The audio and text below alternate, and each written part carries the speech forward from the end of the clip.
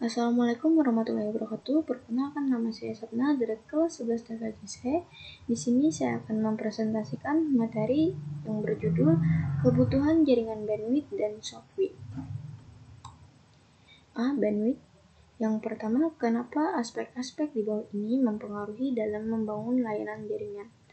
1. Infrastruktur layanan yang dibangun. Infrastruktur layanan yang dibangun atau infrastruktur jaringan merupakan sebuah kumpulan sistem komputer yang saling dihubungkan oleh berbagai macam bagian dari sebuah arsitektur telekomunikasi.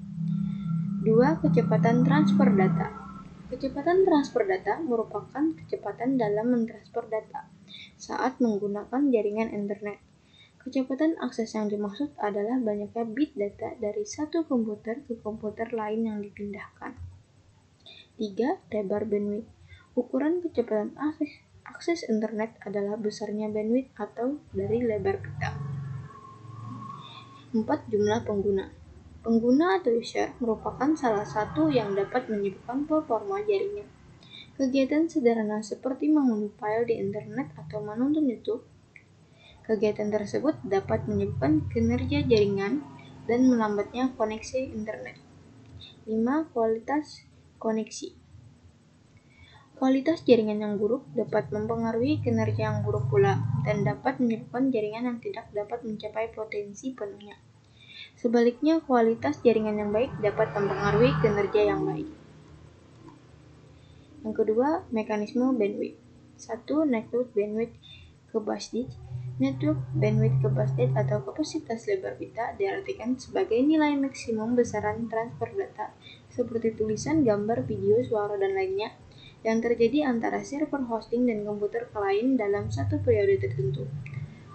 2. Network bandwidth consumption.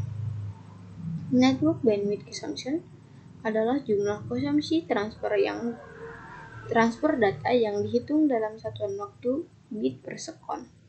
3. Asymptotic bandwidth. Asymptotic bandwidth adalah ukuran maksimum throughput pada sumber data. 4. Typical of bandwidth terbagi menjadi 2. Bandwidth analog adalah besarnya rentang frekuensi dalam satuan hertz di mana sebuah sinyal dapat diperoleh secara akurat. Bandwidth analog ini memiliki ukuran yang lebih rendah daripada bandwidth digital. Bandwidth digital adalah jumlah dari pulsa per detik yang diukur dalam bit per sekon. Tipe bandwidth ini menggunakan sinyal digital dalam transmisinya. Ukuran bandwidth digital lebih besar atau lebar dari bandwidth analog. 5. Internet connection bandwidth merupakan kapasitas maksimal jalur komunikasi untuk melakukan proses pengirim dan penerima data dalam hitungan detik. Yang ketiga, parameter pengukuran lebar bandwidth. 1. Throughput. Throughput merepresentasikan seberapa banyak kapasitas bandwidth yang sebenarnya terpakai. Throughput adalah jumlah data yang benar-benar terkirim dalam satu waktu tertentu. Satuan yang digunakan sama seperti bandwidth, yaitu byte per sekon. Kadang-kadang juga dihitung dengan menggunakan satuan data package per sekon. 2. Upstream dan downstream. Upstream adalah kecepatan aliran data atau internet ketika pengguna sedang melakukan upload. Upstream memiliki batas maksimum yaitu 60 kbps. Kedua, downstream adalah kecepatan aliran data atau internet ketika pengguna sedang melakukan download. Downstream memiliki batas maksimum yaitu 284 kbps atau 512 kbps. Ketiga, kecepatan bandwidth. Yang dimaksud bandwidth adalah dalam jaringan komputer adalah kecepatan suatu jaringan melakukan transfer data yang dihitung bit per sekon antara server dan pengguna dalam kurun waktu tertentu. 4. Internet connection bandwidth. Internet connection bandwidth merupakan kapasitas maksimal jalur komunikasi untuk melakukan proses pengirim dan penerimaan data dalam hitungan detik. B. Analisis kebutuhan bandwidth. Yang pertama, besar dan tipe bandwidth yang dibutuhkan. 1. Bandwidth capacity. Bandwidth atau kapasitas lebar pita diartikan sebagai nilai maksimum besaran transfer data, seperti tulisan, gambar, video, suara, dan lainnya yang terjadi antara server hosting dan komputer klien dalam satu periode tertentu. 2. Shared bandwidth. Shared bandwidth adalah jenis jaringan dengan bandwidth terbagi. Sebagai contoh, jika Anda berlangganan sebuah layanan internet dengan bandwidth 15 Mbps, maka 15 Mbps tersebut akan terbagi dengan pengguna lain. Dari 15 Mbps tersebut, bandwidth yang Anda dapatkan akan di bawah itu. Dedicated bandwidth. Dedicated bandwidth merupakan jenis jaringan yang memiliki rasio bandwidth 1:1 yang memiliki arti bahwa bandwidth yang Anda gunakan tidak terbagi dengan user lain. Sebagai contoh, jika Anda menggunakan dedicated bandwidth dengan kecepatan 15 Mbps, maka Anda akan mendapatkan bandwidth 15 Mbps pula tanpa terbagi. C. Kualitas koneksi. Yang pertama, jenis-jenis service pada TCP atau IP. 1. Layanan normal user data dan contoh layanannya. Data-data jenis ini dihasilkan oleh aplikasi yang umum digunakan oleh user, seperti traffic web, mail, maupun FTP. Traffic ini memerlukan penanganan khusus karena menggunakan protokol TCP yang akan berusaha mengirim kembali paket-paket yang tidak sampai pada komputer tujuan. 2. Layanan network management dan contoh layanannya. Network management atau manajemen jaringan adalah sistem layanan yang mengatur dan memonitori data dan voice pada suatu jaringan berskala besar ataupun kecil. Network management juga bisa dikatakan metode prosedur dan tools yang berhubungan dengan operasional, administrasi, maintenance, dan provisioning sistem jaringan. Layanan ini akan menghasilkan trafik yang digunakan untuk melakukan manajemen jaringan seperti SNMP, Syslock, SDEE, HTTPS, maupun SSH. 3. Layanan real-time dan contoh layanannya. Layanan ini memiliki karakteristik yang sensitif terhadap jitter. Contoh dari layanan ini adalah aplikasi voice seperti VoIP maupun aplikasi audio video conference. 4. Layanan streaming application dan contoh layanannya. Layanan ini sebenarnya tidak terlalu berbeda jauh dengan layanan real-time. Contoh layanan ini seperti audio streaming maupun video streaming. 5. Layanan critical data application dan contoh layanannya. Layanan ini merupakan data juga, namun menuntut tingkat keakuratan pengirim yang tinggi, sehingga layanan ini sedapat mungkin juga mengalami drop paket sesering mungkin. Contohnya cloud. 6. Layanan network security management dan contoh layanannya.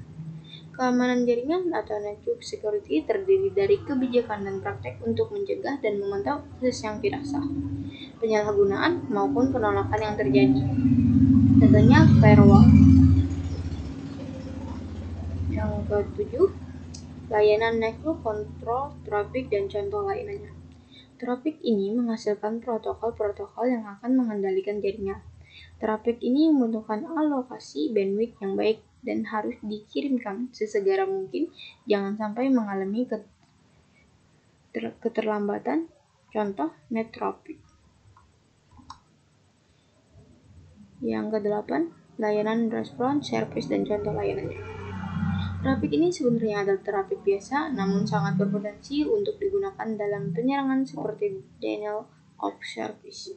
Yang 9, layanan scavenger dan contoh layanannya adalah traffic yang dihasilkan oleh aplikasi-aplikasi seperti KJ, email, maupun Skype. Aplikasi ini menuntut pengirim paket yang sebaik mungkin, namun sebenarnya kecepatan perlu dibatasi. Yang kedua, faktor yang mempengaruhi QoS, quality of service, jaringan komputer. 1. Delay latency merupakan waktu yang dibutuhkan data untuk menempuh jarak dari asal ke tujuan. Delay dapat dipengaruhi oleh jarak, media fisik, fungsi, atau juga waktu proses yang lama. Delay pressure, jitter atau delay expression merupakan besarnya nilai variasi dari delay yang terjadi pada jaringan. Semakin kecil nilai jitter, maka koneksi jaringan yang terbentuk mempunyai kualitas yang baik. 3. Packet loss. Packet loss adalah banyaknya paket yang hilang selama proses transmisi ke tujuan. Paket hilang terjadi ketika satu atau lebih paket data yang melewati suatu jaringan gagal mencapai tujuannya. 4. Packet rerouting. Pengiriman paket data dalam urutan yang berbeda ada di pengirimnya. Perubahan urutan dapat mempengaruhi kinerja jaringan dalam penerima paket. Packet rerouting tidak terlalu berpengaruh pada aplikasi yang menggunakan protokol TCP, karena TCP memiliki kemampuan untuk mengurutkan kembali paket yang diterima di komputer tujuan sesuai dengan urutan. Yang kelima, offering rate dan percentage. Aspek ini berbicara tentang beberapa alokasi bandwidth rata-rata yang akan digunakan user maupun aplikasi. Yang keenam, Synchrony TCP session. Aspek ini harus memperhatikan manakala akan menerapkan QoS pada aplikasi yang menggunakan TCP, QoS komponen, dan signaling. Yang ketiga, komponen yang mendukung QoS quality of service jaringan komputer. QoS, perangkat jaringan seperti switch dan router akan melakukan buffer, dengan kata lain akan menyimpan paket yang diterimanya untuk sementara waktu. Classification digunakan router untuk mengenali berbagai jenis flow packet yang akan dikelompokkan berdasarkan jenis servisnya. Ketiga, marking umumnya dilakukan sesudah classification. Marking dilakukan dengan memberikan label terhadap keseluruhan paket yang mengalir. Label ini digunakan router sebagai panduan untuk menerapkan perlakuan khusus. 4. Admission control digunakan pada network pada jaringan yang memiliki user dan user tersebut telah dikelompokkan pada kelas yang berbeda-beda. 5. Access control, metode yang digunakan untuk memantau proses mengatur jumlah data memasuki jaringan sehingga menjaga tingkat lalu lintas pada nilai yang diterima. Dilakukan dengan mengurangi trafik yang dikirimkan pada saat function terjadi. Yang keenam, traffic shaping bertujuan untuk membuat smooth traffic yang akan dikirimkan. 7. Integrated and differentiated service dikembangkan untuk mengoptimalkan jaringan dan memanfaatkan sumber daya jaringan untuk yang baru aplikasi seperti multimedia real-time yang mana memerlukan jaminan QoS. Differentiated Service atau DS sekarang ini di bawah pengembangan kelompok kerja IEFT. Spesifikasi DS digambarkan dalam beberapa drive internet dan belum tersedia dalam RFC. QoS policy perjanjian antara provider dan customer di mana detail dari QoS diberikan akan dijelaskan secara detail. D. Menganalisis throughput, delay, dan packet loss. Yang pertama, rumus menghitung throughput dan contohnya. Rumusnya, throughput sama dengan jumlah data yang dikirim dibagi waktu pengirim data. Contohnya, 2769572 bits bagi 8159 between bridge and last packet, hasilnya 0,272 MB. Rumus yang kedua, rumus menghitung rata-rata delay dan contohnya. Rumus rata-rata delay sama dengan total delay bagi total paket yang diterima. Contohnya 62,03 bagi 3103 sama dengan 0,0199990 detik.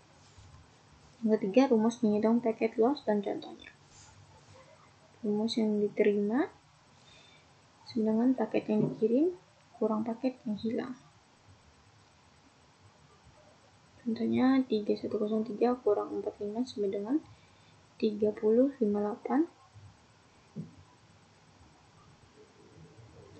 Paket loss sama dengan 3103 kurang 3058 bagi 3013 kali 100%. Hasilnya 1,45%. A sandwich. Yang pertama, sandwich.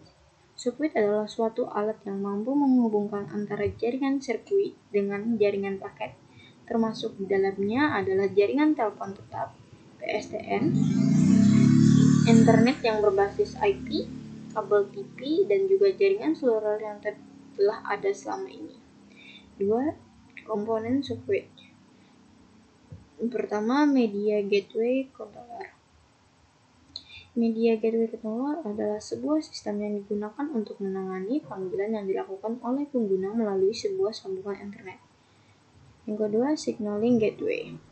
Signaling Gateway adalah elemen jaringan yang berfungsi sebagai entrance sinyalan dari jaringan socket ke SS7, PSTN atau PLMN. 3. Media Gateway.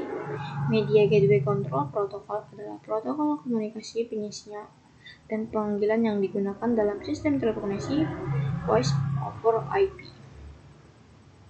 Yang keempat, Application Server. Application server merupakan aplikasi komputer yang memberikan pelayanan atau melakukan proses layanan terhadap setiap permintaan akses yang dilakukan oleh setiap komputer pengguna atau klien yang terhubung dengan jaringan. Yang kelima, media server.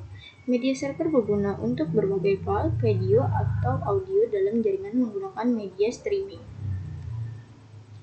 Yang ketiga, software kelas 4. Software yang digunakan untuk lalu lintas antara operator biasanya disebut software kelas 4.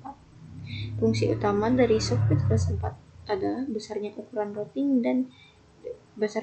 routing dari panggilan jarak jauh. Yang keempat, software kelas 5. Software kelas 5 dimaksudkan untuk bekerja dengan end user. Software kelas 5 ini baik untuk layanan telepon lokal dan jarak jauh. Software kelas 5 ditandai dengan layanan tambahan untuk end user dan klien perusahaan seperti IP, PBX, fitur, call center service, calling card, platform, QoS, group business, dan lain-lain. F. Fitur-fitur dan fungsi software. Yang pertama, fungsi switching pada software. Fungsi switching berkemampuan untuk menyambungkan dan memutuskan hubungan sementara. Yang kedua, fungsi kontrol pada software. Bekerja berdasarkan instruksi penyialan yang datang dari luar atau dari data yang disimpan oleh sentral telepon itu sendiri. Yang ketiga, fungsi signaling pada software. Fungsi penyialan signaling yang dilakukan antar MGC menggunakan protokol MGCP, Megashow, H.32 dan ESP untuk menjamin untuk kerja sistem yang optimal. Yang keempat, fungsi interface pada software. Fungsi interface mempunyai interface yang disebut Application Programming Interface atau API yang membuatnya mampu untuk menambahkan atau mengembangkan server-server yang digunakan untuk menambahkan servis. Yang kelima, dukungan wajib dimiliki perangkat software. Yang pertama, call transfer. Call transfer adalah sebuah mekanisme telekomunikasi yang memungkinkan pengguna untuk memindahkan sebuah panggilan telepon ke telepon lain dengan menggunakan tombol transfer. 2. Routing group. Routing group adalah sebuah kelompok nomor ekstensi yang diatur untuk memproses panggilan tertentu. Panggilan yang masuk akan diputar dalam routing group sampai mendapat jawaban. Ketiga, call forwarding. Call forwarding adalah fitur yang memungkinkan pelanggan untuk mengalihkan panggilan yang datang ke nomor lain yang telah ditentukan pada saat fitur ini diaktifkan. Yang keempat, conference call. Conference call ini merupakan sebuah fitur yang memungkinkan pelanggan dapat melakukan conference telepon, baik sebagai call terminating ataupun sebagai call originating. Yang kelima, call waiting merupakan suatu fitur panggilan tunggu yang memungkinkan pelanggan menerima panggilan lain pada saat telepon sedang digunakan. Yang keenam, call forwarding. Call forwarding adalah sebuah fitur yang memungkinkan panggilan untuk berdering di beberapa ekstensi seperti telepon kantor, telepon rumah, dan handphone secara bersamaan. Yang ketujuh, call line identification present. Call line identification present adalah service yang memungkinkan untuk memunculkan identitas atau nomor telepon. Yang kedelapan, calling line identification restriction. Calling line identification restriction digunakan untuk menyembunyikan identitas atau nomor telepon. Yang keenam, beberapa jenis software oleh vendor dan beredar di pasar. Live System ITL VoIP Suite adalah sebuah platform SMS, OOT, seluler pengontrol, batas sesi, SDK komunikasi, dan kotelefoni. Yang kedua, SendSwitch memiliki fungsi switching dan penagihan. Yang ketiga, Sonos Software penyedia terkemuka produk infrastruktur suara untuk jaringan publik. Yang keempat, Blocksuite adalah sebuah software atau aplikasi yang ditujukan untuk menyediakan routing dan switching antara IP teleponi dan jaringan TDM. Yang kelima, MediaCore Switch adalah platform WiFi tingkat operator yang dirancang khusus untuk lalu lintas suara dan SMS. Yang keenam, Vital Software RTEMS 5501 didesain khusus untuk OKM dan kantor cabang. Ini menyediakan layanan telepon IP profesional untuk maksimum 2000 pengguna SEP dan 620 ekstensi analog, 12 port 1/T1 untuk akses terang digital, dan 96 PXO untuk terang analog. Sekian, terima kasih. Assalamualaikum warahmatullahi wabarakatuh.